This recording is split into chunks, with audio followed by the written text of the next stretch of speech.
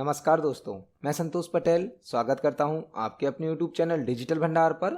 आज की वीडियो में हम CPCT एग्जाम जनवरी 2023 के लिए कंप्यूटर के इम्पोर्टेंट क्वेश्चंस को समझने वाले हैं। यह हमारा CPCT एग्जाम जनवरी 2023 के लिए पार्ट नंबर 3 है। इस वीडियो में हम CPCT एग्जाम के लिए और सभी प्रकार के कॉम्पिटिटिव एग्जाम के लिए कंप्यूटर से संबंधित इम्पोर्टेंट क्वेश्चंस को समझने वाले हैं। जब हम एक क्वेश्चन को समझते हैं तो उससे संबंधित हमें 2-3 क्वेश्चन और भी तैयार करने मिल जाते हैं।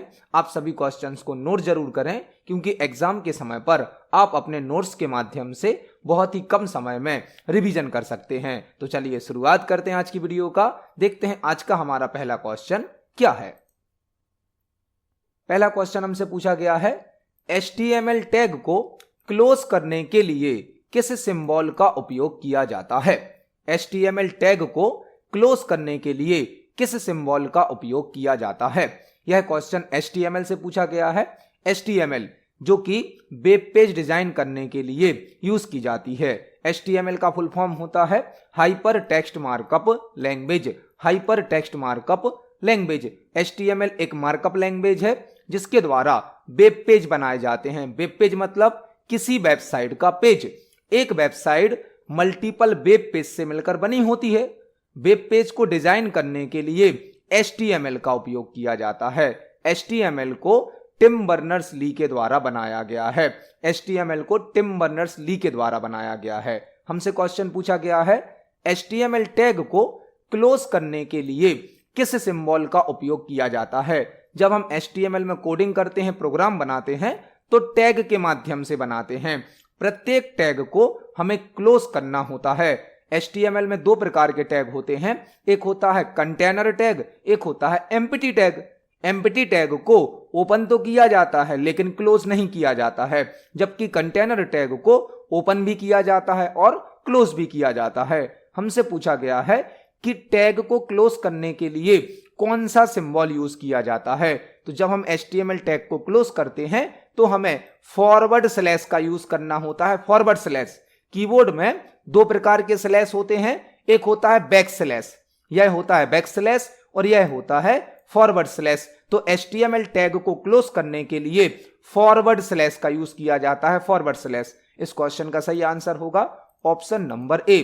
HTML टैग को क्लोज करने के लिए फॉरवर्ड स्लैश का यूज किया जाता है। देखते हैं हमारे नेक्स्ट क्वेश्चन को। नेक्स्ट क्वेश्चन है, MySQL में टेबल क्रिएट करने के लिए किस कमांड का उपयोग किया जाता है। यह क्वेश्चन MySQL से पूछा गया है। MySQL से। MySQL एक DBMS RDBMS सॉफ्टवेयर है। यह एक डेटाबेस मैनेजमेंट सिस्टम या रिलेशनल डेटाबेस मैनेजमेंट सिस्टम है, जो कि डेटाबेस को बनाने की, डेटाबेस पर कई प्रकार के ऑपरेशन परफॉर्म करने की सुविधा प्रदान करता है। MySQL में हम क्वेरी के माध्यम से, कमांड के माध्यम से डेटाबेस पर ऑपरेशन परफॉर्म करते हैं। हमसे पूछा गया है, यदि हमें MySQL में एक टेबल बनानी है तो हम कौन सी कमांड का यूज करेंगे। MySQL में टेबल बनाने के लिए क्रिएट टेबल कमांड का यूज किया जाता है। Create table. टेबल को बनाना है मतलब create table command. Create table command के द्वारा MySQL में टेबल को क्रिएट किया जाता है। इस क्वेश्चन का सही आंसर होगा ऑप्शन नंबर बी। MySQL में टेबल बनाने के लिए क्रिएट टेबल कमांड का यूज किया जाता है। देखते हैं हमारे नेक्स्ट क्वेश्चन को। नेक्स्ट क्वेश्चन है, निम्न में से कौन एक CMS का एग्जाम्पल है। निम्न में से कौन एक CMS का एग्जाम्पल है। CMS क्या होता है। CMS का फुल फॉर्म होता है कंटेंट मैनेजमेंट सिस्टम। आपको यहां पर 2 क्वेश्चन तैयार करने मिलेंगे। CMS का फुल फॉर्म क्या होता है, कंटेंट मैनेजमेंट सिस्टम। CMS का फुल फॉर्म होता है कंटेंट मैनेजमेंट सिस्टम, मतलब एक ऐसा सॉफ्टवेयर जो कंटेंट को मैनेज करने की सुविधा देता है। करंट टाइम पर सबसे ज्यादा यूज होने वाला CMS सॉफ्टवेयर है WordPress.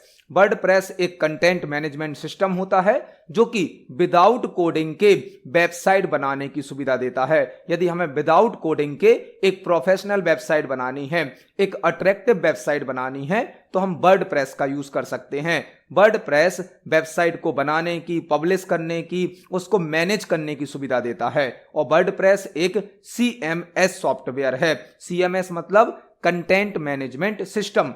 Content management system WordPress इस क्वेश्चन का सही आंसर है। इस क्वेश्चन का सही आंसर होगा option number C. CMS software का एग्जाम्पल होता है वर्डप्रेस, और CMS का फुल फॉर्म क्या होता है? Content management system. देखते हैं हमारे अगले प्रश्न को। नेक्स्ट क्वेश्चन है, आईपी प्रोटोकॉल के कितने वर्जन्स हैं? आईपी प्रोटोकॉल के कितने वर्जन्स हैं? आईपी एक इंपोर्टेंट टॉपिक है सीपीसीटी एग्जाम के लिए। आईपी से संबंधित एक दो क्वेश्चन सीपीसीटी के पेपर में जरूर पूछे जाते हैं। आईपी से संबंधित हम कई प्रकार के क्वेश्चन को यहां पर समझने वाले हैं। पहला क्वेश्चन बन सकता है, आईपी का फुल फॉर्म क्या होता है? आईपी का फुल फॉर्म होता है इंटरनेट प्रोटोकॉल। आईपी का फुल फॉर्म क्या होता है? Internet protocol. दूसरा क्वेश्चन आपसे पूछा जा सकता है, आईपी एड्रेस क्या होता है? आईपी एड्रेस प्रत्येक कंप्यूटर का एक यूनिक एड्रेस होता है, एक यूनिक नंबर होता है जिसके द्वारा उस कंप्यूटर को नेटवर्क में पहचाना जाता है। आईपी एड्रेस किसी कंप्यूटर का एक यूनिक एड्रेस होता है जिसके द्वारा उस कंप्यूटर को नेटवर्क में पहचाना जाता है। आईपी एड्रेस के 5 क्लास होते हैं। आईपी एड्रेस के 5 क्लास होते हैं। आपसे पूछा जा सकता है आईपी एड्रेस की कितनी क्लास होती हैं? तो आईपी एड्रेस की 5 क्लास होती हैं जो कि क्लास ए से लेकर क्लास ई तक होती हैं। आईपी एड्रेस की 5 क्लास होती हैं जो कि क्लास ए से लेकर क्लास ई तक होती हैं। आपसे पूछा जा सकता है आईपी प्रोटोकॉल के कितने वर्जन्स हैं? तो आईपी प्रोटोकॉल के 2 वर्जन होते हैं। 2, एक होता है आईपी प्रोटोकॉल वर्जन 4, एक होता है IP protocol version 6। IP protocol के 2 वर्जन होते हैं, IP protocol version 4, IP protocol version 6। IP protocol version 4 में आईपी एड्रेस की साइज 32 बिट्स होती है, 32 बिट्स, जबकि आईपी वर्जन 6 में आईपी एड्रेस की साइज 128 बिट्स होती है। तो यहां पर आईपी से संबंधित पेपर में कई प्रकार के क्वेश्चन बन सकते हैं। पहला क्वेश्चन, आईपी का फुल फॉर्म क्या है? Internet protocol. आईपी एड्रेस क्या होता है? आईपी एड्रेस किसी कंप्यूटर का एक यूनिक एड्रेस होता है, एक यूनिक नंबर होता है जिसके द्वारा उस कंप्यूटर को नेटवर्क में पहचाना जाता है। आईपी एड्रेस की 5 क्लास होती हैं, क्लास ए से लेकर क्लास ई तक। आईपी प्रोटोकॉल के 2 वर्जन होते हैं, आईपी प्रोटोकॉल वर्जन 4 जिसमें आईपी एड्रेस की साइज होती है 32 बिट, जबकि दूसरा वर्जन होता है आईपी वर्जन 6 जिसमें आईपी एड्रेस की साइज होती है 128 बिट। इस क्वेश्चन का सही आंसर है option number B. IP protocol के 2 वर्जन होते हैं। देखते हैं हमारे अगले प्रश्न को। नेक्स्ट क्वेश्चन है हमारा, वेब पेज को ओपन करने के लिए किस प्रकार के सॉफ्टवेयर की आवश्यकता होती है? वेब पेज को ओपन करने के लिए किस प्रकार के सॉफ्टवेयर की आवश्यकता होती है? वेब पेज मतलब किसी वेबसाइट का पेज। एक वेबसाइट मल्टीपल वेब पेज से मिलकर बनी होती है। वेबसाइट का जो पेज होता है उसे कहा जाता है वेब पेज। यह क्वेश्चन आपसे इस प्रकार भी पूछा जा सकता है कि किसी वेबसाइट को ओपन करने के लिए किस प्रकार के सॉफ्टवेयर की आवश्यकता होती है? वेबसाइट या वेब पेज को ओपन करने के लिए वेब ब्राउजर की आवश्यकता होती है। वेब ब्राउजर की, वेब ब्राउजर क्या होता है? वेब ब्राउजर एक एप्लीकेशन सॉफ्टवेयर होता है।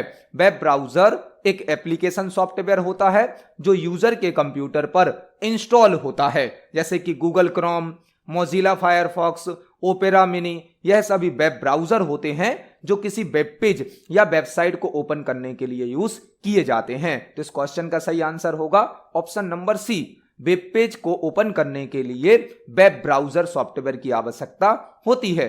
वेबसाइट या वेब पेज को ओपन करने के लिए वेब ब्राउजर का यूज किया जाता है। Google Chrome, Mozilla Firefox, opera mini, internet explorer, यह सभी वेब ब्राउजर के एग्जाम्पल होते हैं। यहां पर आपको एक और क्वेश्चन तैयार करना है, वेब सर्वर क्या होता है? वेब सर्वर, वेब सर्वर वह कंप्यूटर होता है जिस पर वेबसाइट को होस्ट किया जाता है। वेबसाइट को होस्ट करने के लिए वेब सर्वर का यूज किया जाता है। वेब सर्वर का वेबसाइट को बनाने के बाद जिस कंप्यूटर पर रखा जाता है, अपलोड किया जाता है, उसे कहा जाता है वेब सर्वर। और स्प्रेडशीट कौन से सॉफ्टवेयर होते हैं? जैसे कि MS एक्सेल, जो रो और कॉलम के रूप में डेटा को अरेंज करने की सुविधा देते हैं। वर्ड प्रोसेसिंग सॉफ्टवेयर कौन से हैं? जैसे कि MS वर्ड, जो कि हमें टाइपिंग और फॉर्मेटिंग करने की सुविधा प्रदान करते हैं। तो इस क्वेश्चन का सही आंसर होगा option number C. Web page को ओपन करने के लिए वेब ब्राउजर सॉफ्टवेयर की आवश्यकता होती है। देखते हैं हमारे अगले प्रश्न को। नेक्स्ट क्वेश्चन है, MS वर्ड 2016 में थिसोरस ऑप्शन किस टैब में प्राप्त होता है? MS वर्ड 2016 में थिसोरस ऑप्शन किस टैब में प्राप्त होता है? यहां पर आपको थिसोरस ऑप्शन से रिलेटेड 3 क्वेश्चन तैयार करने हैं। पहला क्वेश्चन क्या हो सकता है? थिसोरस ऑप्शन किस टैब में प्राप्त होता है? तो थिसोरस ऑप्शन प्राप्त होता है रिव्यू टैब में, रिव्यू टैब में। दूसरा क्वेश्चन क्या हो सकता है? थिसोरस ऑप्शन की शॉर्टकट की क्या होती है? थिसोरस ऑप्शन की शॉर्टकट की होती है Shift+F7। Shift+F7 थिसोरस ऑप्शन की शॉर्टकट की होती है। तीसरा क्वेश्चन आपको तैयार करना है कि थिसोरस ऑप्शन के द्वारा किसी वर्ड के सिनोनिम्स और एंटोनम को फाइंड किया जा सकता है। मतलब किसी शब्द का यदि हमें पर्यायवाची शब्द या विलोम शब्द देखना है तो हम थिसोरस ऑप्शन का यूज कर सकते हैं। तो MS वर्ड में यदि हमें थिसोरस ऑप्शन को यूज करना है तो शॉर्टकट की है Shift+F7। Thesaurus option review tab में प्राप्त होता है और थिसोरस ऑप्शन के द्वारा किसी वर्ड का सिनोनिम या एंटोनम फाइंड किया जा सकता है। तो यहां पर हमने थिसोरस ऑप्शन से संबंधित एक साथ 3 क्वेश्चन को समझा। इस क्वेश्चन का सही आंसर है ऑप्शन नंबर बी। इसको हम प्रैक्टिकली MS वर्ड पर भी समझने वाले हैं। तो चलते हैं MS वर्ड पर। यहां पर हमने MS वर्ड में एक वर्ड टाइप किया गुड, एक वर्ड हमने टाइप किया है good.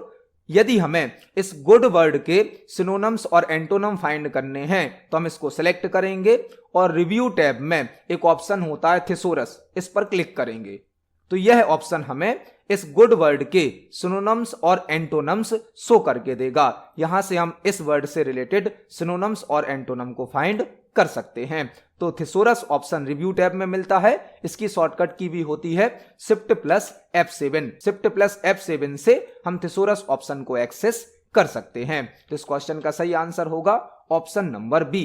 Thesaurus option review tab में प्राप्त होता है। देखते हैं हमारे अगले प्रश्न को। नेक्स्ट क्वेश्चन है, जावा स्क्रिप्ट में वेरिएबल क्रिएट करने के लिए किस कीवर्ड का यूज किया जाता है? यह क्वेश्चन जावा स्क्रिप्ट से पूछा गया है, वेब डिजाइनिंग से पूछा गया है। HTML, CSS, जावा स्क्रिप्ट, PHP, यह सभी ऐसी टेक्नोलॉजी हैं जिनके द्वारा वेबसाइट को बनाया जाता है, वेब एप्लीकेशन को बनाया जाता है। जब एक वेबसाइट बनती है तो उसमें HTML, CSS, जावा स्क्रिप्ट, कई प्रकार की टेक्नोलॉजी यूज की जाती हैं। यह क्वेश्चन हमसे पूछा गया है, जावा स्क्रिप्ट में यदि हमें वेरिएबल बनाना है तो हम किस कीवर्ड का यूज करेंगे? जावा स्क्रिप्ट एक स्क्रिप्टिंग लैंग्वेज है, स्क्रिप्टिंग लैंग्वेज है जो कि क्लाइंट साइड स्क्रिप्टिंग लैंग्वेज है। क्लाइंट साइड मतलब जावा स्क्रिप्ट को रन करने के लिए सर्वर की आवश्यकता नहीं होती है, यह क्लाइंट कंप्यूटर पर रन हो जाती है। और जावा स्क्रिप्ट में जब हम कोई प्रोग्राम बनाते हैं, कोई कोड लिखते हैं तो हमें वेरिएबल बनाना होता है। वेरिएबल क्या होता है? जो किसी वैल्यू को स्टोर करता है। वेरिएबल का मतलब क्या है? जो एक सिंगल वैल्यू को स्टोर करता है और वेरिएबल की वैल्यू को चेंज भी किया जा सकता है। तो जावा स्क्रिप्ट में यदि हमें एक सिंगल वैल्यू स्टोर करनी है तो हमें वेरिएबल बनाना होता है और वेरिएबल बनाने के लिए हमें var कीवर्ड का यूज करना होता है। वेरिएबल को शॉर्ट में लिखा जाता है var। तो जावा स्क्रिप्ट में यदि हमें एक वेरिएबल बनाना है तो हम कौन सा कीवर्ड यूज करते हैं?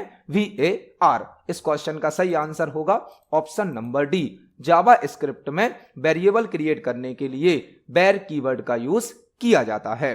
देखते हैं हमारे नेक्स्ट क्वेश्चन को। नेक्स्ट क्वेश्चन है, निम्न में से कौन एक MS एक्सेस का ऑब्जेक्ट नहीं है? निम्न में से कौन एक MS एक्सेस का ऑब्जेक्ट नहीं है? पहले आपको यह समझना होगा कि MS एक्सेस क्या है। MS एक्सेस एक DBMS सॉफ्टवेयर है, डेटाबेस मैनेजमेंट सिस्टम है। यह RDBMS सॉफ्टवेयर भी होता है। RDBMS मतलब relational database management system. MS access एक DBMS या RDBMS सॉफ्टवेयर है जो कि डेटाबेस को बनाने की, डेटाबेस पर ऑपरेशन परफॉर्म करने की सुविधा प्रदान करता है। MS एक्सेस को माइक्रोसॉफ्ट कंपनी के द्वारा बनाया गया है और MS एक्सेस हमें कई प्रकार के ऑब्जेक्ट बनाने की सुविधा देता है। जैसे कि हम MS एक्सेस में टेबल बना सकते हैं, क्वेरी बना सकते हैं, फॉर्म बना सकते हैं, रिपोर्ट बना सकते हैं, मॉड्यूल बना सकते हैं, मैक्रो बना सकते हैं। यह सभी MS एक्सेस के ऑब्जेक्ट होते हैं, लेकिन रिलेशनशिप MS एक्सेस का ऑब्जेक्ट नहीं होता है, यह MS एक्सेस का एक फीचर होता है। ऑब्जेक्ट का मतलब क्या है? जब हम MS एक्सेस का कोई ऑब्जेक्ट बनाते हैं तो वह एक अलग नाम से, एक न्यू नेम से सेव हो जाता है। मतलब जब आप टेबल बनाएंगे तो टेबल अलग से सेव होती है, क्वेरी बनाएंगे क्वेरी भी सेव होती है, फॉर्म भी सेव होता है, लेकिन रिलेशनशिप टेबल पर अप्लाई की जाती है, टेबल के बीच में क्रिएट की जाती है, रिलेशनशिप को अलग से सेव नहीं किया जाता है। तो रिलेशनशिप MS एक्सेस का ऑब्जेक्ट नहीं है, लेकिन टेबल, क्वेरी और फॉर्म MS एक्सेस के ऑब्जेक्ट होते हैं। तो इस क्वेश्चन का सही आंसर होगा option number D. MS access का ऑब्जेक्ट नहीं होता है रिलेशनशिप। MS एक्सेस एक DBMS सॉफ्टवेयर है जो कि डेटाबेस को बनाने की, मैनेज करने की सुविधा प्रदान करता है। देखते हैं हमारे अगले प्रश्न को। नेक्स्ट क्वेश्चन है, URL का फुल फॉर्म क्या होता है? URL का फुल फॉर्म क्या होता है? बहुत ही बेसिक और सिंपल क्वेश्चन है। URL का फुल फॉर्म क्या होता है? URL, जब आप कोई वेबसाइट या कोई वेब पेज ओपन करते हैं, जब आप कोई वेबसाइट या वेब पेज ओपन करते हैं तो आपको उस वेबसाइट या वेब पेज का एड्रेस टाइप करना होता है। एड्रेस, जब भी आप इंटरनेट पर कोई वेब पेज या वेबसाइट ओपन करते हैं तो हमें उसका एड्रेस टाइप करना होता है। जो वेब पेज और वेबसाइट का एड्रेस होता है उसे कहा जाता है URL।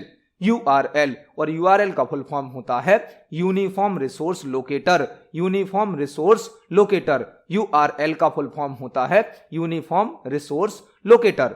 यह क्वेश्चन आपसे इस प्रकार भी पूछा जा सकता है कि किसी वेब पेज को यूनिकली आइडेंटिफाई करने के लिए किसका यूज किया जाता है? किसी वेब पेज को यूनिकली आइडेंटिफाई करने के लिए उसका URL यूज किया जाता है। URL का फुल फॉर्म क्या होता है? यूनिफॉर्म रिसोर्स लोकेटर, जो किसी वेब पेज को यूनिकली आइडेंटिफाई कराता है। तो इस क्वेश्चन का सही आंसर है ऑप्शन नंबर सी। देखते हैं हमारे नेक्स्ट क्वेश्चन को। नेक्स्ट क्वेश्चन है, MS वर्ड का डिफॉल्ट अलाइनमेंट क्या होता है? MS वर्ड का डिफॉल्ट अलाइनमेंट क्या होता है? जब हम MS वर्ड में टाइपिंग करते हैं तो टाइपिंग करते समय हम अलाइनमेंट यूज करते हैं। हमसे पूछा गया है MS वर्ड का डिफॉल्ट अलाइनमेंट क्या होता है।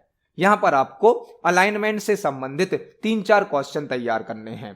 पहला क्वेश्चन, अलाइनमेंट कितने प्रकार के होते हैं? तो MS वर्ड में 4 प्रकार के अलाइनमेंट होते हैं, 4 टाइप्स के। MS वर्ड के अंतर्गत 4 प्रकार के अलाइनमेंट होते हैं। अलाइनमेंट कौन कौन से होते हैं? Left alignment, right alignment, centre alignment, justify alignment. Left, right, centre, justified. Left alignment की शॉर्टकट की क्या होती है? Ctrl+L। Ctrl+L लेफ्ट अलाइनमेंट की शॉर्टकट की है। Ctrl+R राइट अलाइनमेंट की शॉर्टकट की है। Ctrl+E, ध्यान रखेंगे यहां पर, Ctrl+E सेंटर अलाइनमेंट की शॉर्टकट की है, क्योंकि Ctrl+C कॉपी की शॉर्टकट की होती है। तो सेंटर की स्पेलिंग में C के बाद E आता है, इसलिए सेंटर अलाइनमेंट की शॉर्टकट की क्या है? Ctrl+E। और जस्टिफाई अलाइनमेंट की शॉर्टकट की होती है Ctrl+J। तो MS वर्ड में 4 प्रकार के अलाइनमेंट होते हैं। पहला है लेफ्ट अलाइनमेंट Ctrl+L, दूसरा right alignment Ctrl+R, centre alignment Ctrl+E और जस्टिफाई अलाइनमेंट Ctrl+J। जो अलाइनमेंट ऑप्शन है यह हमें होम टैब में प्राप्त होता है, होम टैब में, और पैराग्राफ सेक्शन के अंदर प्राप्त होता है। पैराग्राफ मतलब पैराग्राफ फॉर्मेटिंग का पार्ट होता है अलाइनमेंट।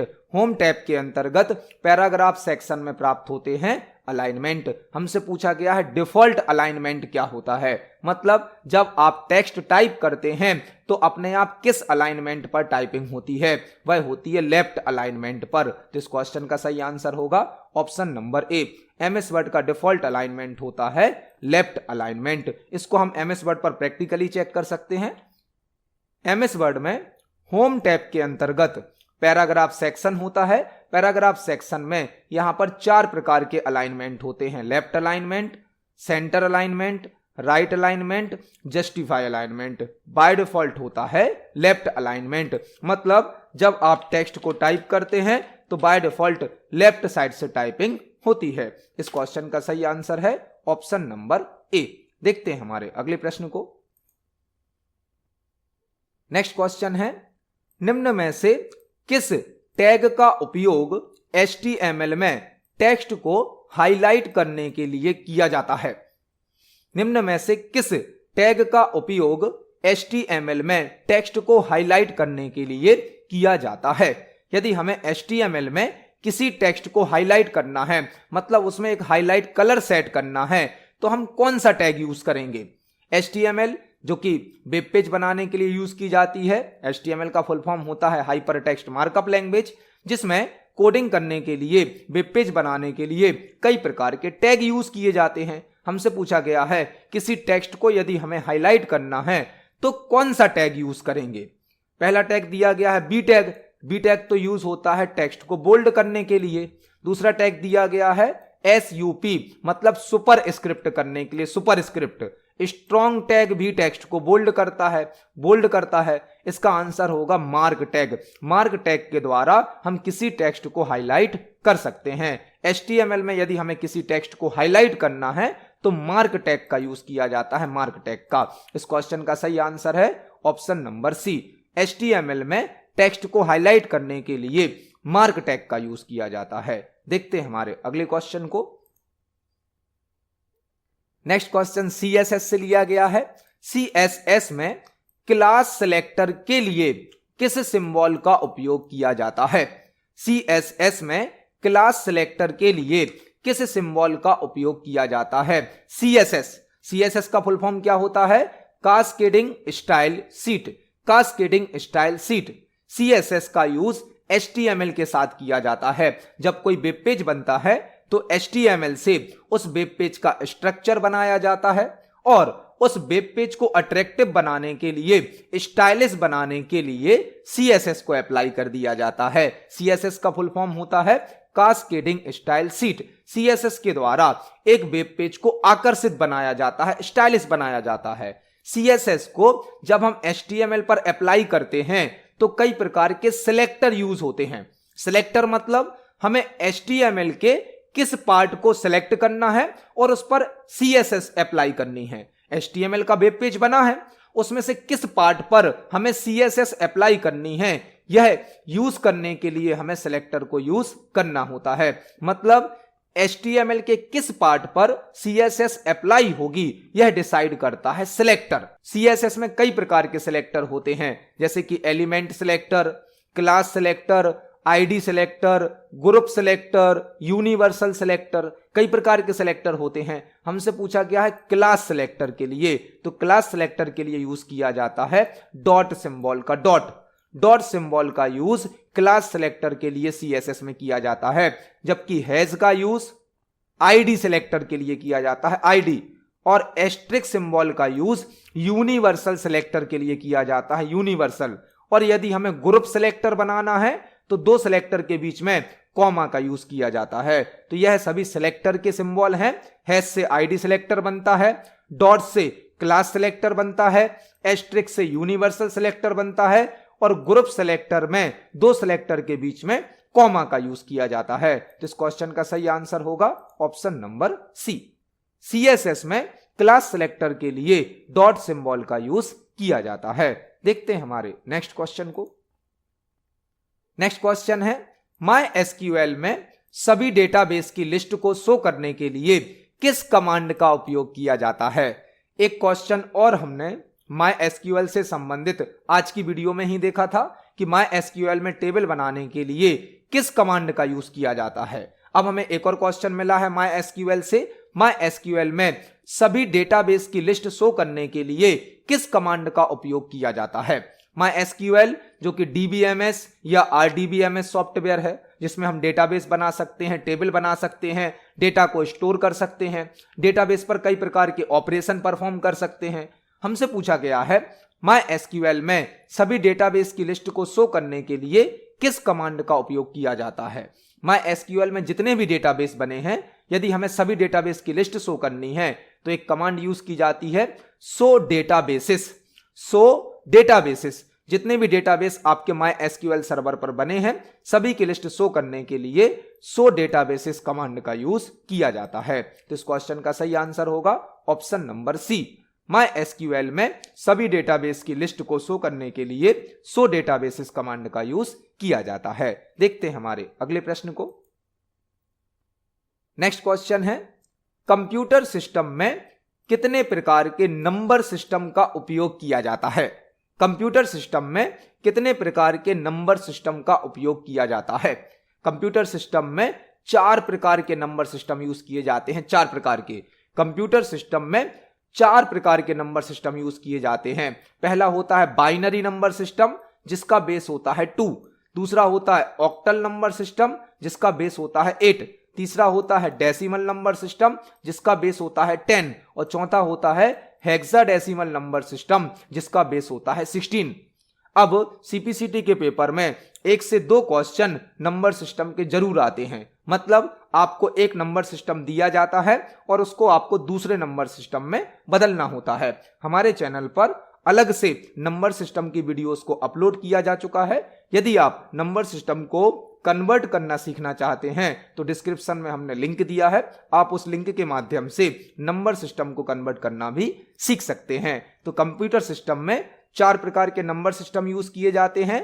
पहला होता है बाइनरी, जिसका बेस होता है 2। दूसरा होता है ऑक्टल, जिसका बेस होता है 8। तीसरा होता है डेसिमल, जिसका बेस होता है 10। और चौथा होता है हेक्साडेसिमल नंबर सिस्टम, जिसका बेस होता है 16। तो इस क्वेश्चन का सही आंसर है option number D. Computer system में 4 प्रकार के नंबर सिस्टम यूज किए जाते हैं। देखते हैं हमारे अगले प्रश्न को। नेक्स्ट क्वेश्चन है, CSS में फॉन्ट साइज को कंट्रोल करने के लिए किस प्रॉपर्टी का उपयोग किया जाता है। यह क्वेश्चन CSS से पूछा गया है। CSS से संबंधित हमने एक क्वेश्चन और देखा था सिलेक्टर का। अब हमसे पूछा गया है CSS में फॉन्ट साइज को कंट्रोल करने के लिए किस प्रॉपर्टी का उपयोग किया जाता है। यदि हमें CSS में फॉन्ट साइज को कम या ज्यादा करना है तो हम कौन सी प्रॉपर्टी लगाएंगे।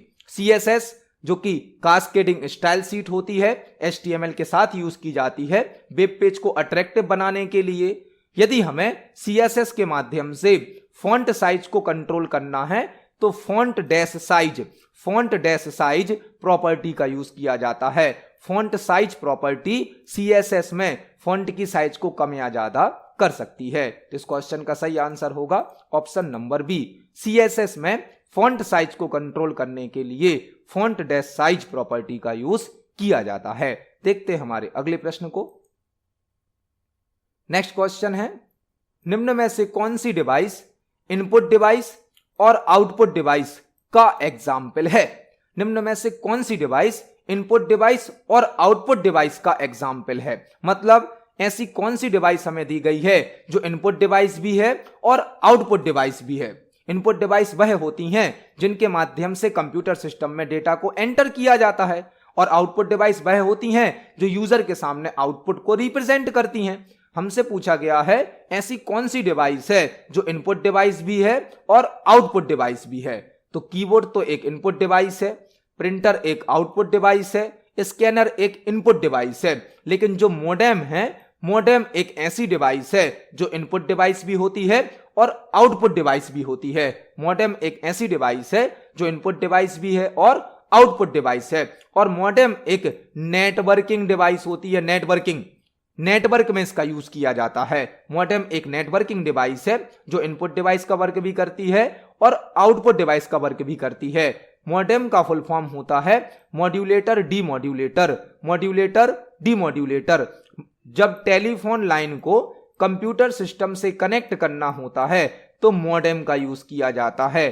कंप्यूटर सिस्टम से टेलीफोन वायर को कनेक्ट करने के लिए मॉडेम का यूज किया जाता है। मॉडेम एनालॉग सिग्नल को डिजिटल सिग्नल में बदलती है। टेलीफोन वायर से आते हैं एनालॉग सिग्नल, इनको बदल देती है डिजिटल में, और कंप्यूटर सिस्टम से जो डिजिटल सिग्नल आते हैं उन डिजिटल सिग्नल को वापस बदल देती है एनालॉग सिग्नल में। तो मॉडेम मतलब मॉड्यूलेटर और डीमॉड्यूलेटर टेलीफोन लाइन को कंप्यूटर सिस्टम से कनेक्ट करती है। यह एनालॉग सिग्नल को डिजिटल में बदलती है और डिजिटल सिग्नल को एनालॉग में बदलती है।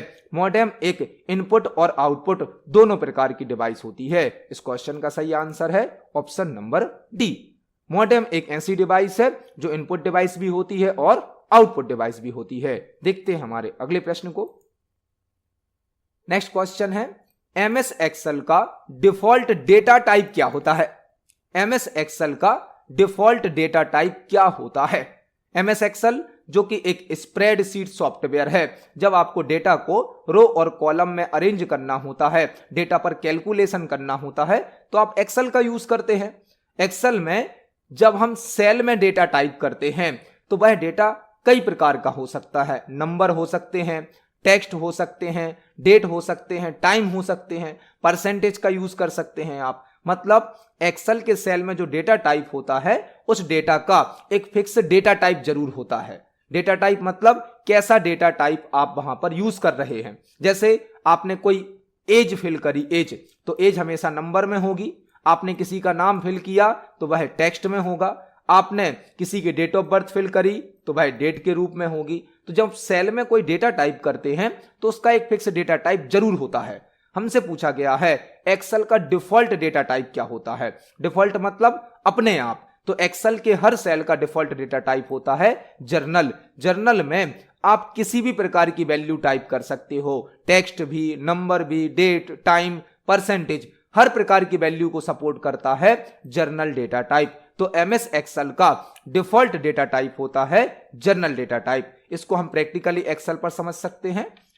यह एक्सेल सॉफ्टवेयर है। यहां पर हमारी जो वर्कशीट है, वर्कशीट आप देख सकते हैं। वर्कशीट में बहुत सारे सेल होते हैं। हर सेल का बाय डिफॉल्ट डेटा टाइप क्या होता है? Journal. By default data type होता है जर्नल। यहां से आप डेटा टाइप को चेंज कर सकते हैं। जैसे कि हमने यहां पे कर दिया करेंसी, मतलब अब हम यहां पर कुछ भी टाइप करेंगे तो उसमें करेंसी का सिंबल ऐड हो जाएगा। लेकिन बाय डिफॉल्ट हर सेल का डेटा टाइप क्या होता है? जर्नल। तो एमएस एक्सेल में जो डिफॉल्ट डेटा टाइप होता है वह होता है जर्नल डेटा टाइप। इस क्वेश्चन का सही आंसर है ऑप्शन नंबर सी। देखते हैं हमारे नेक्स्ट क्वेश्चन को। नेक्स्ट क्वेश्चन है, ओपन ऑफिस राइटर में क्रिएट होने वाली फाइल का एक्सटेंशन क्या होता है? ओपन ऑफिस राइटर में क्रिएट होने वाली फाइल का एक्सटेंशन क्या होता है? पहले आपको यह पता होना चाहिए कि ओपन ऑफिस राइटर क्या है। ओपन ऑफिस राइटर एक एप्लीकेशन सॉफ्टवेयर है जो कि एक वर्ड प्रोसेसिंग सॉफ्टवेयर का एग्जाम्पल है। जैसे आप एमएस ऑफिस के अंतर्गत एमएस वर्ड यूज करते हैं। एमएस ऑफिस एक पैकेज है जिसके अंदर वर्ड, एक्सेल, पावर पॉइंट कई सॉफ्टवेयर होते हैं। ऐसे ही एक पैकेज है ओपन ऑफिस। ओपन ऑफिस के अंदर जो टाइपिंग और फॉर्मेटिंग वाला सॉफ्टवेयर है उसका नाम है ओपन ऑफिस राइटर। राइटर मतलब टाइपिंग करने के काम में आता है। टाइपिंग और फॉर्मेटिंग करने के लिए कौन सा सॉफ्टवेयर है? ओपन ऑफिस राइटर, जो कि एक वर्ड प्रोसेसिंग सॉफ्टवेयर का एग्जाम्पल है। जैसे आप एमएस वर्ड का यूज करते हैं एमएस ऑफिस के अंतर्गत, वैसे ही ओपन ऑफिस के अंतर्गत आता है ओपन ऑफिस राइटर। हमसे पूछा गया है ओपन ऑफिस राइटर में जो फाइल बनती है उसका एक्सटेंशन क्या होता है? तो जब हम ओपन ऑफिस राइटर में कोई फाइल बनाते हैं उसका एक्सटेंशन होता है .odt। Open document text. Open document text. Open office writer में जो फाइल बनती है उसका एक्सटेंशन होता है .odt, ओपन डॉक्यूमेंट टेक्स्ट। तो इस क्वेश्चन का सही आंसर है option number D. Open office writer में बनने वाली फाइल का एक्सटेंशन होता है .odt, ओपन डॉक्यूमेंट टेक्स्ट। इस क्वेश्चन का सही आंसर है option number D. Next question हमसे पूछा गया है, पाइथन प्रोग्रामिंग लैंग्वेज को किसके द्वारा बनाया गया है? पाइथन प्रोग्रामिंग लैंग्वेज को किसके द्वारा बनाया गया है? पाइथन जो कि एक प्रोग्रामिंग लैंग्वेज है। यह एक हाई लेवल लैंग्वेज का एग्जाम्पल है, हाई लेवल लैंग्वेज। और पाइथन 4th जनरेशन की प्रोग्रामिंग लैंग्वेज है, 4th जनरेशन की। पाइथन एक प्रोग्रामिंग लैंग्वेज है, यह एक हाई लेवल लैंग्वेज है, यह 4th जनरेशन की प्रोग्रामिंग लैंग्वेज है। और पाइथन प्रोग्रामिंग को गाइडो वैन रोसम के द्वारा बनाया गया था। गाइडो वैन रोसम के द्वारा पाइथन प्रोग्रामिंग को बनाया गया था।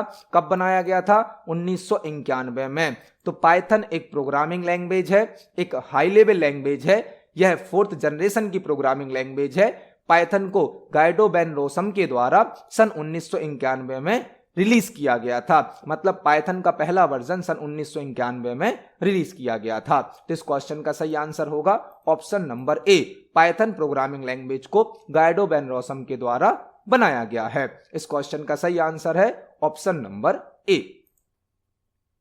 नेक्स्ट क्वेश्चन हमसे पूछा गया है, निम्न में से कौन सबसे छोटी मेमोरी यूनिट है? निम्न में से कौन सबसे छोटी मेमोरी यूनिट है? मेमोरी यूनिट क्या होती है? जब हम कंप्यूटर सिस्टम में कोई डेटा स्टोर करते हैं तो उस डेटा की क्वांटिटी को, उस डेटा की मात्रा को नापने के लिए मेमोरी यूनिट का यूज किया जाता है। कंप्यूटर सिस्टम में जब भी कोई डेटा स्टोर होता है तो डेटा की मात्रा को, डेटा की क्वांटिटी को नापने के लिए मेमोरी यूनिट का यूज किया जाता है। मेमोरी यूनिट कई प्रकार की होती हैं, लेकिन हमसे पूछा गया है कंप्यूटर में सबसे छोटी मेमोरी यूनिट कौन सी होती है? सबसे छोटी मेमोरी यूनिट क्या होती है? बिट। बिट बिट कंप्यूटर के अंदर सबसे छोटी मेमोरी यूनिट होती है बिट। बिट का फुल फॉर्म होता है बाइनरी डिजिट। बिट का फुल फॉर्म होता है बाइनरी डिजिट। यह दो ही डिजिट होती हैं, एक 0 और एक 1। कंप्यूटर के अंदर सबसे छोटी मेमोरी यूनिट होती है बिट। बिट दो प्रकार की होती है, या तो 0 या फिर 1, और बिट का फुल फॉर्म होता है बाइनरी डिजिट। जब 4 बिट मिलती हैं, 4 बिट, तो एक निबल बन जाता है, निबल।